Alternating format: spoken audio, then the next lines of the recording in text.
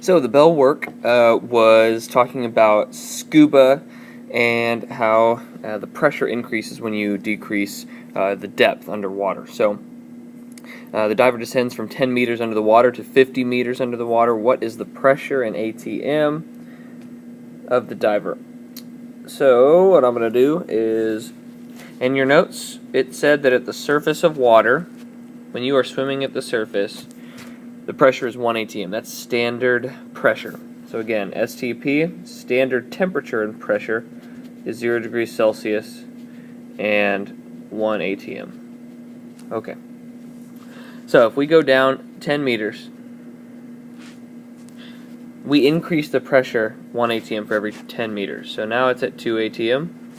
If we go down to 20 meters, we are at 3 atm. If we go down to 30, we are at 4 atm. If we go down to 40 meters, we are at 5 atm. And finally, if we go down to 50, we are at 6 atm.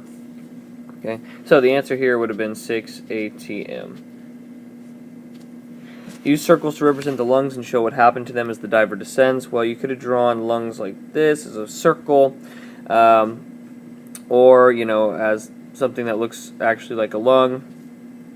And as you go deeper and deeper, okay, as your depth increases, the lungs are going to be compressed. And so the lungs are going to get a little bit smaller. You could have drawn this like this, where you can show the pressure pushing in on the lungs.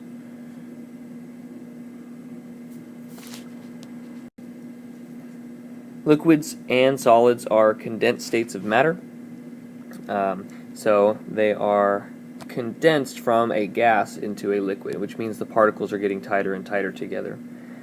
You can pour liquids and gases, but you can't really pour solids, so liquids and gases have flow. Particles of a liquid are held together by weak attractive forces, whereas solids are held together by strong attractive forces. So here are the different phases of matter: gas, liquid, and solid. Solids are held together by strong attractive forces. Liquids are held together by weak, and gases have no attractive forces. So two terms here: you have vaporization and you have evaporation. Vaporization is the process by which a liquid changes to a gas or vapor, and evaporation is when a gas or gas molecules escape from the surface of a liquid. So vaporization is almost like the complete change from liquid to a gas, whereas evaporation is just the immediate escape of gas molecules from the surface of a liquid. So vaporization in an open container over here, and then here's a picture of evaporation where you can see the molecules just escaping from the surface of the liquid. As temperature increases, more molecules achieve enough energy to escape. So, well, we talked about this in day 1 notes, but if you increase the temperature, you're going to increase the thermal energy in those molecules, and they're going to start to move around. So they're going to increase in energy. If you heat up something, the evaporation rate is going to increase, and that's what this picture shows over here, is that when you have a container of water and you heat it up, the molecules are going to begin to move faster, and some will begin to escape the surface and they will evaporate. And evaporation is a cooling process. So when you sweat, the water absorbs the heat from your skin and it evaporates. And what it does is it acts to cool your body by taking away that heat from the surface of your skin. Molecules at the surface of a liquid are attracted to less molecules than are in the interior. So, see if I can draw this, but if you have a glass of water, the molecules that are at the surface are going to be able to evaporate easier than the molecules that are in the interior here. So when it says they are attracted to less molecules, it means it's easier to evaporate. If they're attracted to more molecules, it's going to be harder to evaporate. You must have enough energy to break attractive forces for a liquid to vaporize. Molecules with fewer attractive forces will vaporize first. So again, the more forces you have acting on a molecule, the harder it's going to be for it to go from a gas or from a liquid to a gas. Vapor pressure we talked about, pressure we had talked about before in the sense of a gas. This time we're going to talk about vapor pressure as it has to deal with a liquid. It's the pressure produced in a closed container by vapor particles colliding with the walls. So beforehand, we might have had a flask with just gas in it. And we would have talked about how if you increase the temperature, you will increase the pressure because the gas molecules will begin colliding with the walls. Same thing goes here, except that we have liquid in our container. That's the only difference. As temperature increases, vapor pressure increases. So when you increase the temperature, you're going to have more evaporation from these molecules here, and you're going to increase the number of gas molecules that are colliding with the container, increasing the pressure of the container. Below you have dynamic equilibrium. So some of the gas molecules will begin to float up into the container, but at the same time you are going to have gas molecules that cool down and go back into the liquid phase. So you have this constant evaporation and condensation going on at the same time, and we call that dynamic equilibrium. Dynamic means moving, and equilibrium means balance. The boiling point is the temperature at which the vapor pressure of the liquid equals the external pressure. So if you have a glass of water in here and you end up heating it up, well, the vapor pressure is the pressure from the liquids that, or the gases that evaporate from the surface of a liquid. And once that equals the outward or the downward pressure of the atmosphere, you can finally break that sort of barrier, and the gas molecules can now freely exit, and that's what we call boiling, and that's a boiling point. Normal boiling points are taken at 1 atm, which is the standard pressure, again, STP, 0 degrees Celsius, 1 atm. If you head up into the mountains where the pressure is low, so I'm going to write low pressure, the boiling point drops because it's easier to break that barrier of the atmospheric pressure. Now, if you put it into a pressure cooker, which means you increase the pressure, it has high pressure, that boiling point is going to increase because it's going to take more effort, more energy in order to go beyond that external pressure of the atmosphere.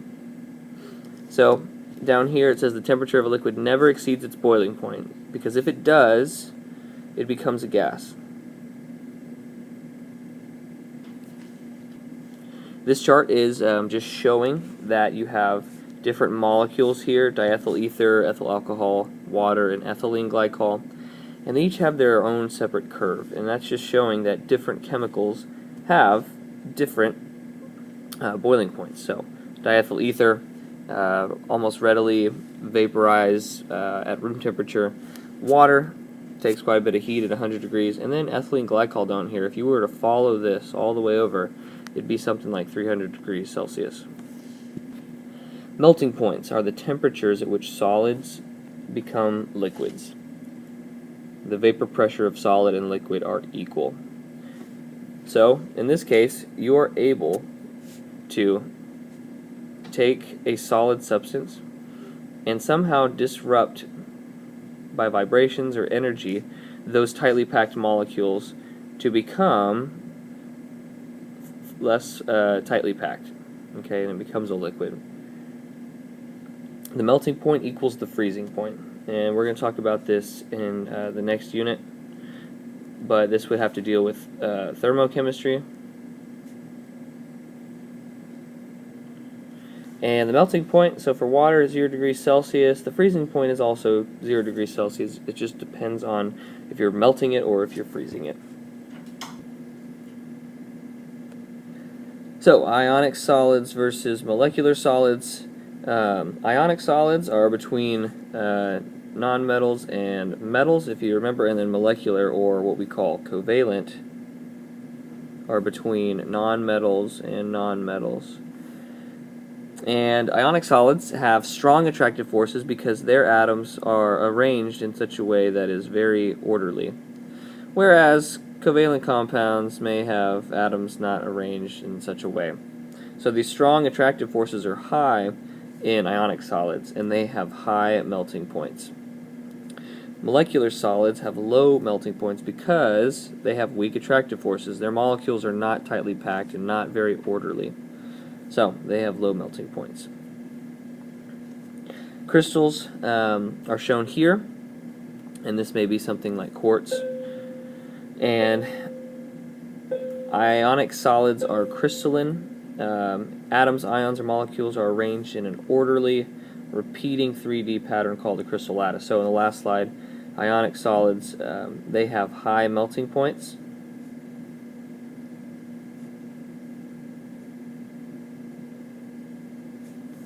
And they're very orderly. They have strong attractive forces between them. And we call this a crystal lattice. Here are three different forms of crystal lattice. You can see here that carbon, its molecules are arranged in such a way that it produces this geometric diamond shape. Sodium chloride, the chlorine and the sodium are arranged in such a way that they produce these cube-like crystals. That's why salt crystals are square. And then finally you have ice. You have these hexagons of hydrogen molecules that stack on each other and eventually you form the ice crystals that you see. Just like in biology, you have cells, and the more cells that you have, you start to form tissues. And so in this case we have something called a unit cell, which means it's the smallest group of particles within a crystal that retains the geometric shape of the crystal. So when you start stacking those cubes that we just looked at here, and you start putting more and more on, well, you're going to start building up and finally starting to get this crystal form.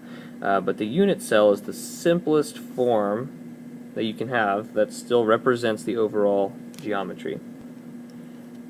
Allotropes right here are two or more different forms of the same element in the same physical state.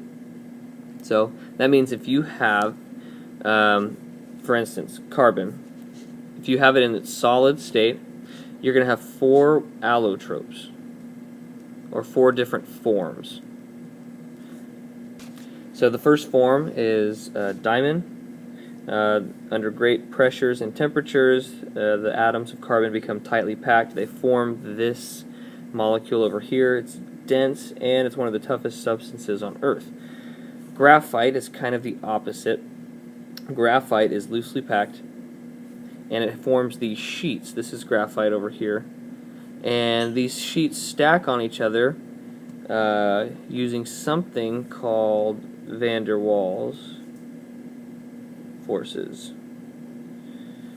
Okay, but what you need to know is that graphite is loosely packed, and when you scrape your pencil on a sheet of paper, the graphite flakes off and it's left on your paper. So the bonds are there, but they're very weak. Third kind of allotrope of carbon is called a fullerene. Okay, which includes our extra credit called buckyballs, formed by this guy named Buckminster, and they called him Buckminster fullerenes because that's the allotrope of carbon that he discovered, but later got the nickname buckyballs here. And then the fourth kind is amorphous, which means that it doesn't really have a crystal form to it, just kind of randomized atoms everywhere. And this is something like soot after you burn a campfire.